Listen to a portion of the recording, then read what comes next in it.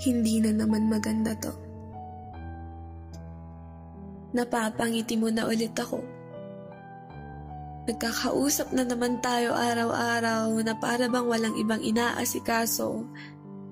Hindi ko na naman mabitawan ang telepono ko dahil sa'yo. Hindi na nga maganda to. Lalo na't ngayon ay may isang taong naghihintay rin sa mga reply ko. May isang taong akala ay siyang dahilan ng pagngiti ko. Hindi na maganda to.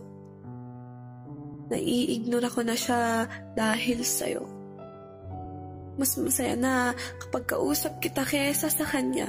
Mas gusto na kitang kausap kesa sa kanya. Nire-replyan kita kagad pero siya ay nagtatagal pa bago makagawa ng mga salita. Hindi na naman maganda to.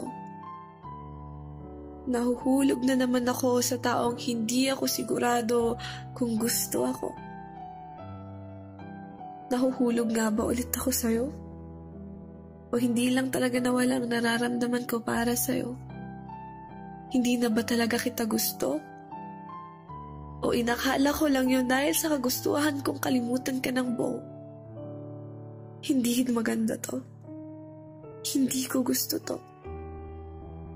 Ayokong iwan ng taong minamahal ako para sa taong hindi ko alam kung mahal din ba ako. Hindi ako sigurado sa'yo. Ayokong saktan ng taong pilit akong pinapasaya. Ayokong sugatan ng taong sigurado na sa akin mula pa nung umpisa. Ayokong iwan ng taong nasa tabi ko para sa taong iniwan ako noon. Tatakot akong maiwan sa huli dahil alam kong panandalian ka lang naman. Mangiiwan ka na naman. Alam mo yung hindi naman naging tayo pero sinaktan mo ko ng todo.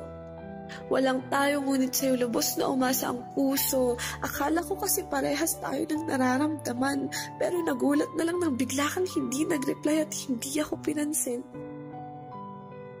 Nagulat na lang ako nang may minayday kang iba. Nang may ipakilala kang iba. Doon ko napagtanto na hindi mo nga ako nagustuhan.